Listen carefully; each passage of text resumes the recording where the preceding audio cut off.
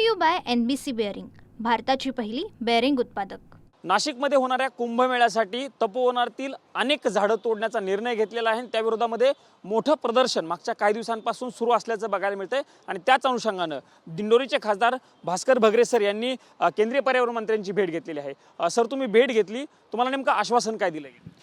काल संसदेच्या आवारामध्येच केंद्रीय वन आणि पर्यावरण मंत्री भूपेंद्र यादव साहेबांची भेट घेऊन जो नाशिकला तपोवनामध्ये साधूंच्या निवासासाठी जी जागा मोकळी करायची आणि त्यासाठी जवळजवळ 1700 झाडं तोडली जाणार आहे आणि नाशिककर त्यासाठी ती झाडं वाचली पाहिजे, कारण ती नाशिककरांची अस्मिता आहे आणि पर्यावरणाचं सगळ्यांना महत्त्व कळतं आहे आणि साधू संतांची सोय नक्कीच केली पाहिजे. परंतु ह्या झाडं तोडून न करता नाशिकच्या आजूबाजूला पर्यायी जागा आहेत आणि त्या ठिकाणी करावी अशी जी नाशिककरांची मागणी ती मी वनमंत्री आणि पर्यावरण मंत्री भूपेंद्र यादव साहेबांना कळवली आणि त्यांनी नक्कीच याच्यामध्ये लक्ष घालून चौकशी करून काय मार्ग काढता येईल अशा प्रकारचं आश्वासन दिलं आहे. मागच्या काही दिवसांपासून सातत्यानं तिथं पर्यावरणप्रेमी आक्रमक होताना बघायला मिळतात. त्यांचं म्हणणं असं आहे की हा मुद्दा होऊच शकत नाही की झाडं इथली तोडा आणि दुसरीकडे झाडं लावा. हा मुद्दा होऊच शकत नाही, ही त्यांची भावना आहे. ह्या भावना तुम्ही त्यांच्या कानावरती घातल्या किंवा आंदोलनाची तीव्रता त्यांच्या लक्षात आणून दिली तुम्ही?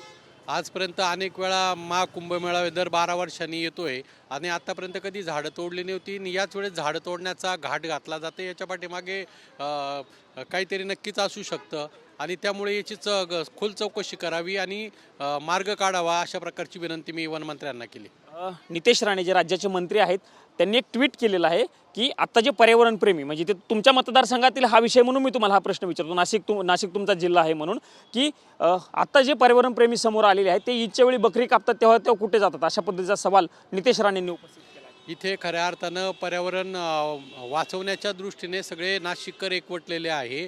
आज आपण बघतोय की 6 महिन्यापासून सतत पाऊस पडत होता, शेतकरी पूर्णपणे उद्ध्वस्त झाला. याला कारण म्हणजे वृक्षतोड ही मोठ्या प्रमाणावर होती आणि त्याचा परिणाम तापमान वाढीवरती होतोय हे सगळ्या नाशिककरांना कळतंय आणि मग मंत्री महोदय असलेले कुठंतरी याला छेद द्यायचा, लोकांचं लक्ष बाजूला करायचे, अशा प्रकारची नीती ही आपण सगळेच बघतोय सध्या राजकारणात चालली आहे आणि हे चुकीचं आहे असं मला वाटतं. शेवटचा प्रश्न विचारतो, बिबट्याच्या अनुषंगानेही तुम्ही हा मुद्दा उपस्थित केला, कारण मागच्या काही काळापासून बिबट्याचा हुरसुळा ज्या पद्धतीनं महाराष्ट्रामध्ये सुरू आहे, खास करून नाशिक असेल, सिन्नर असेल, त्याच्यानंतर शिरूर असेल आणि नगर, ह्या सगळ्या पट्ट्यामध्ये बिबट्या मोठ्या प्रमाणावरती समोर आलेला आहे आणि अनेक नागरिकांवरती त्यांनी हल्ले केल्याचं बघायला मिळतंय. त्याही अनुषंगानं तुम्ही मुद्दा उपस्थित केला किंवा त्यांना पत्राद्वारे ती मागणी केली. काय नेमकी मागणी केली? संपूर्ण म्हणजे माझ्या दिंडोरी लोकसभा मतदारसंघामध्ये तर बिबट्याचा अतिशय त्रास आहेच. नाशिक जिल्ह्यामध्ये आहे, महाराष्ट्रामध्ये आहे. आजही मी संसदेमध्ये बघितलं की अनेक खासदार हे बिबट्यावरती बोलत आहे, कारण बिबट्याची संख्या दिवसांदिवस वाढत चालली आणि बिबटे हे जंगलाकडून गावाकडे शहराकडे येत आहे, कारण त्यांना शिकार मिळत नाही आणि त्यामुळे शेतकऱ्यांवर हल्ले होत आहे, लहान मुलांवर हल्ले होत आहे, प्राणी मारले जात आहे.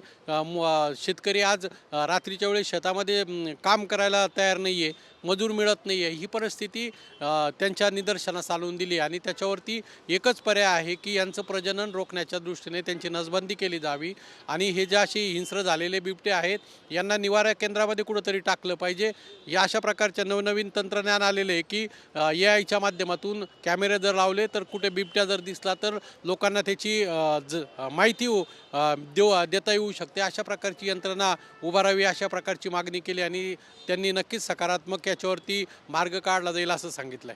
अपेक्षा आहे त्यांच्याकडनं ह्या दोन्ही मुद्द्यावरती म्हणजे केंद्राकडनं हस्तक्षेप केला जाईल, कारण राज्यामध्ये पर्यावरणप्रेमी खूप आक्रमक बघायला मिळतात, म्हणून मी हा प्रश्न विचारतो.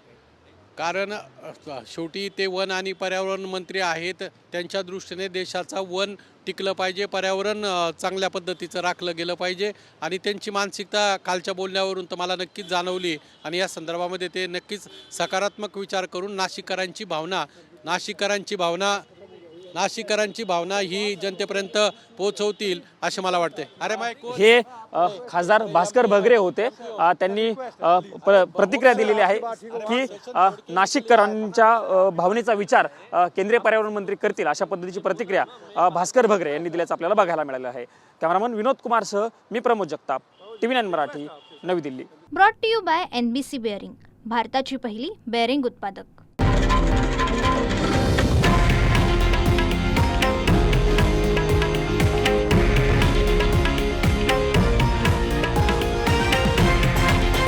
हे आहे देशातील नंबर 1 न्यूज नेटवर्क आणि आपण पाहत आहात TV9 मराठी, एकमेव